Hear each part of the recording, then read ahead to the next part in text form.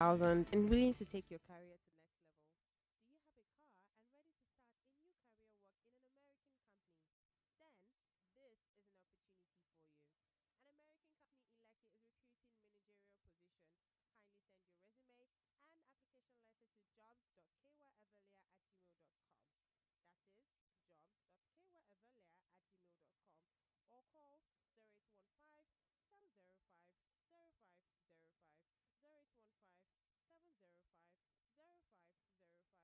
0505 0815 705 0505 or 0906 282 0052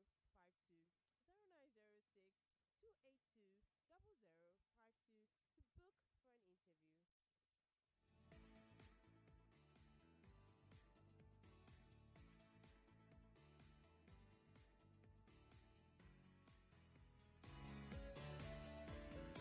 for an interview. The only station that puts you first. Security apparatus that we have, they are not Holy Ghost. They cannot be everywhere at the same time. Let every Nigeria be the first responder to whatever crime that is being perpetrated towards them. You see, if government is doing exportation, I know that nobody is going to frustrate them. And they will create job for people, but they're just sitting down, they're waiting for money to be shared. Your number one station for talk. 99.3 Nigeria Info. Let's talk. Information is all you need. And that's all that matters. 99.3 Nigeria Info. Let's talk. This is The Voice Note on 99.3 Nigeria Info. Let's talk. You know, it echoed in this room. Look, Aliko and I go back a long way. He's done phenomenally well. About 2 decades done phenomenally well. Jim, Mike Adenuga and co. Let me tell you what they all have in common. They are all very combative personalities. Because of that, no regulator will go to them and try nonsense. Because most of them know how to deal with that regulator. We have to move beyond that, making Nigeria an economy only for the few people who are very combative. Some of us too are combative enough, so people know what's in regulation.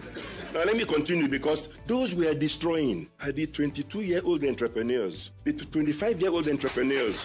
This economy is rigged against the youth.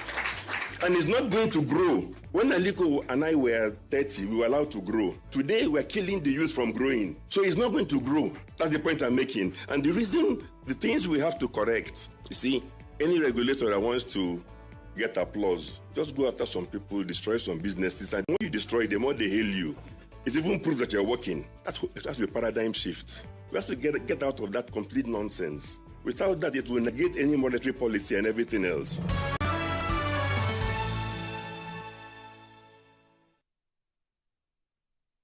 This is Hard Facts. All right, Lagos, this is Global Review on Hard Facts, 99.3 Nigeria Info, and we are going to Rwanda. Why are we in Rwanda today? Well, this is because, Paul Kegame has decided that he's going to run for a fourth term in Rwanda.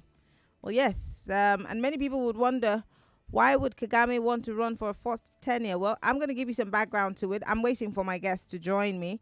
My guest is a international foreign policy expert, I beg your pardon. And he does have great insights about African politics and, of course, world politics. But today, he's going to be helping me, talk about the man, Paul Kagame, and why many people who suppose that he needs to go for this fourth tenure think so, and why others who disagree think so.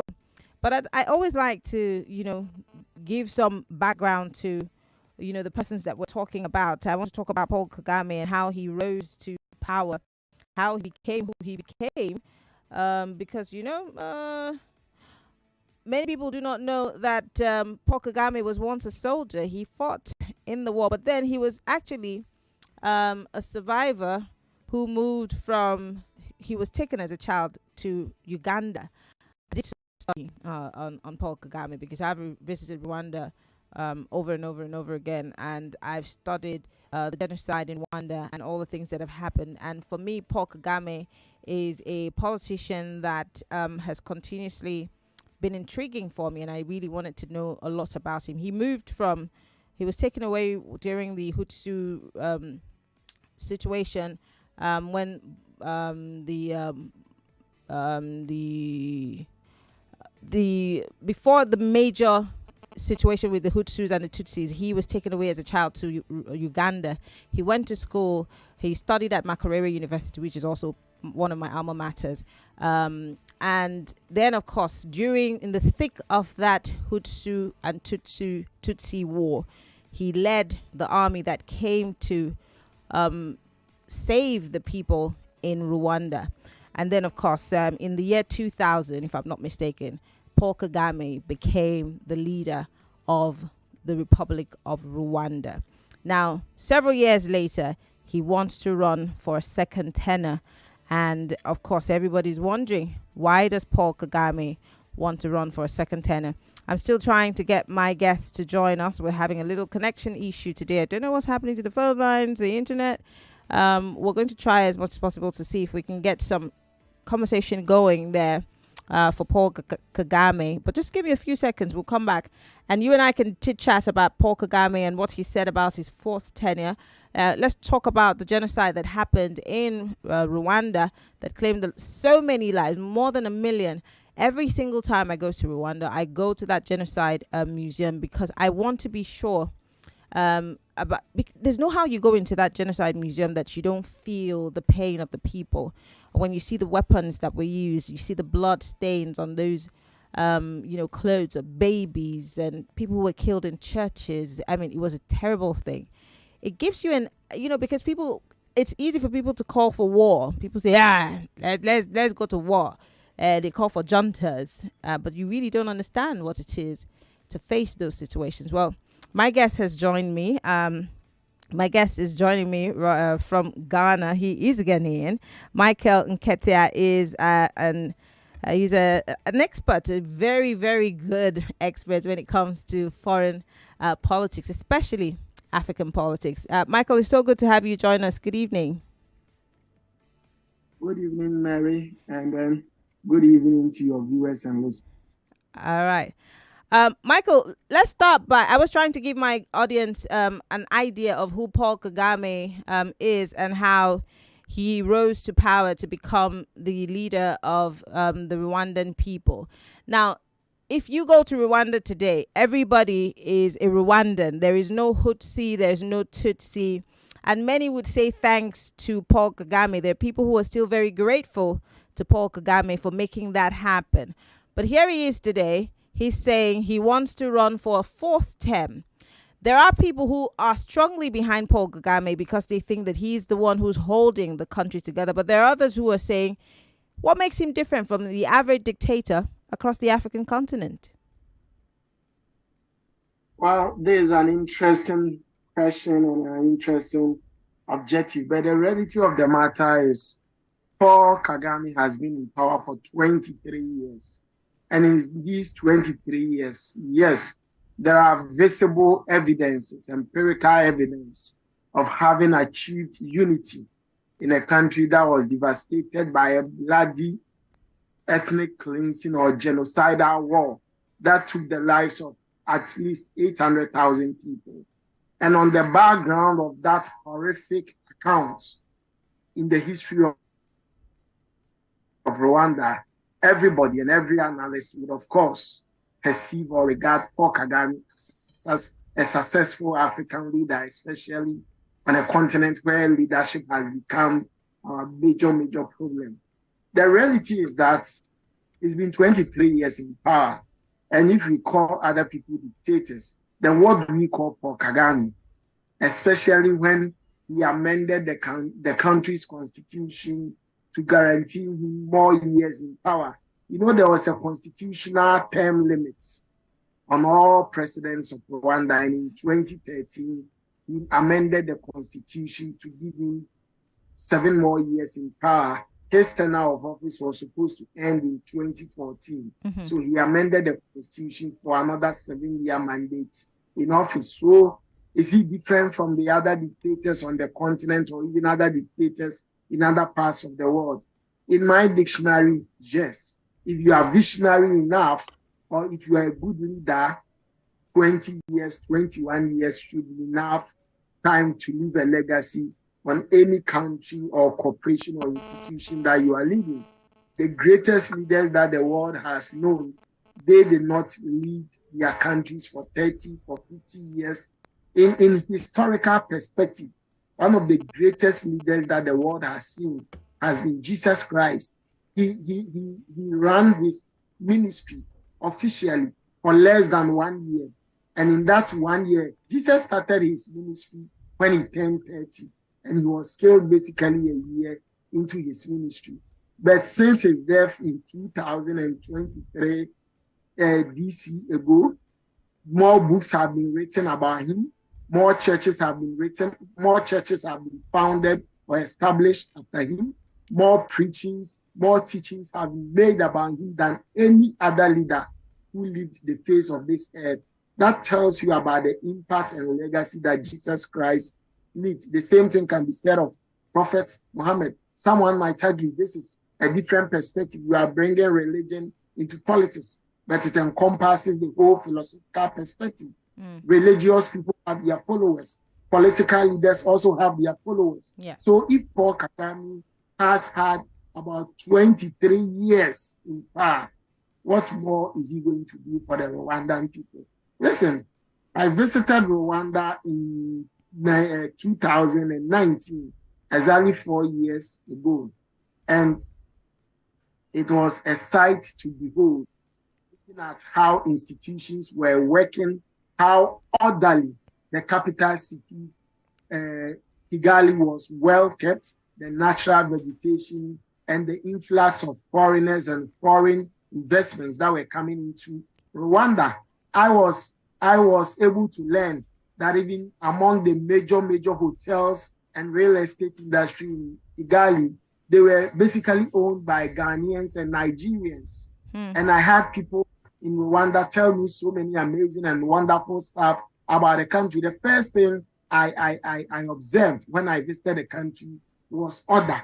There was so much order in the capital city, unlike our parts of the sub-region where even traffic congestion and regulation of has become such a difficult assignment for our leaders. There was not such nature in Rwanda, and it will interest you to know that their public servants are not even paid to the tune of how much people are paid in Ghana or in Nigeria, in the Nigerian public service. They are poorly paid, but they seemed okay with what they were earning, and they appeared to be some form of national consensus, national mobilization around the leader of the country, Paul Kagame, and they believe so much in his vision. But beyond these empirical evidences of socioeconomic transformation, peace, orderliness, there were undertones of religious repression,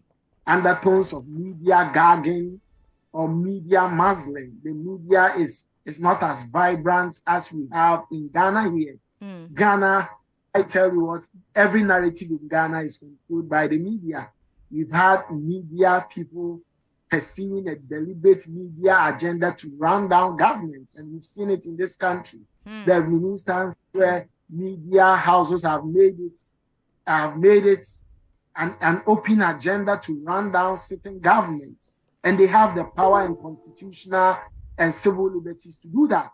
There have been instances where the media, it doesn't happen in so many countries. The media in Ghana took the government of Ghana to the High Court, to the Supreme Court, and the media won over the government. And the government were forced by the courts to release sensitive national information that the government was unwilling to do to the media to publish it. We call something the Right to Information Act. And whatever information that the media need, they can take the government to the Right to Information Commission and enforce that order. But you don't see that in Rwanda.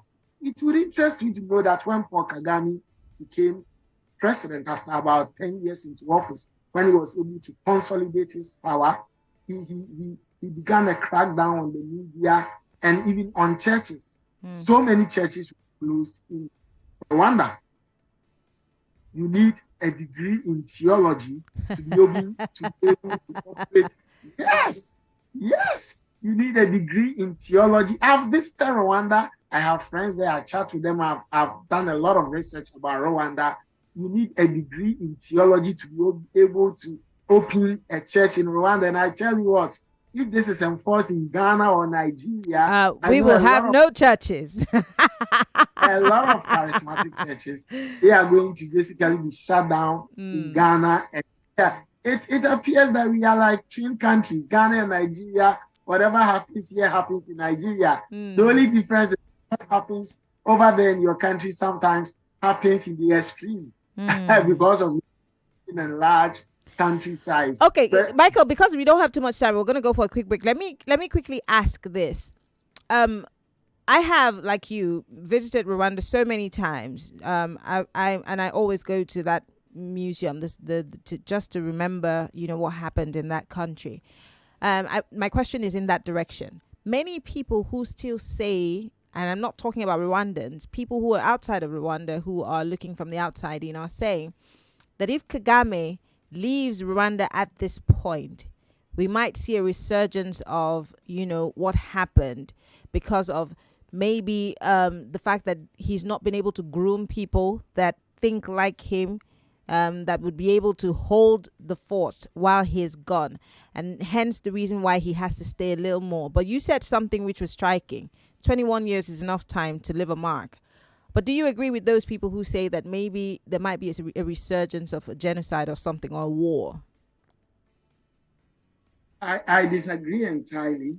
Has the company Apple collapsed since the death of Steve Jobs? No. Microsoft is still working since Bill Gates stepped down. There are so many multinational corporations that have existed for over 200 years. Do you know how long Jack Daniels has been in production since it was established more than 100 years ago in far away in a foreign land in the United States of America? So the idea is, if by that assertion and by those claims, it means that the people in Rwanda are basically being coerced or forced to do all that they are doing, or being coerced or forced to rally around the national leader. Because I believe sincerely that if every day you've established a means or a procedure that brings water to me, that brings bread to my table, that puts bread and butter on my table every morning, why would I want to disrupt such a convenient system, structure, or process when you are no more there? The argument is this: every Rwandan, I believe, is happy with the stable environment that they have.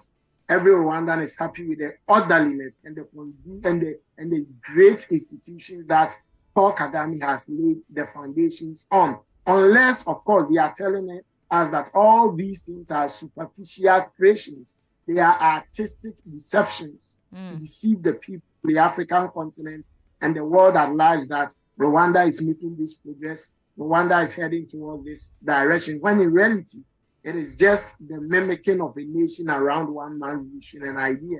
I don't want to believe so that in the absence of Paul Kagame, Rwanda is going to be trained into a state of order, war, and chaos. Disorder, war, and I disagree with that entirely. And I think that if he has raised enough leaders, they will be able to take very good care of Rwanda in his case. All right, Michael, we're going to go for a break. When we come back, I'd like for Lagos to join into this conversation, and we'll share our thoughts quickly before we wrap up. Michael Nketiah is joining us live from Ghana, and he is an expert on foreign politics. Stay with us. We'll be right back. It's still Hard Facts, 99.3 Nigeria Info. I'm Mary Okon. Stay with us.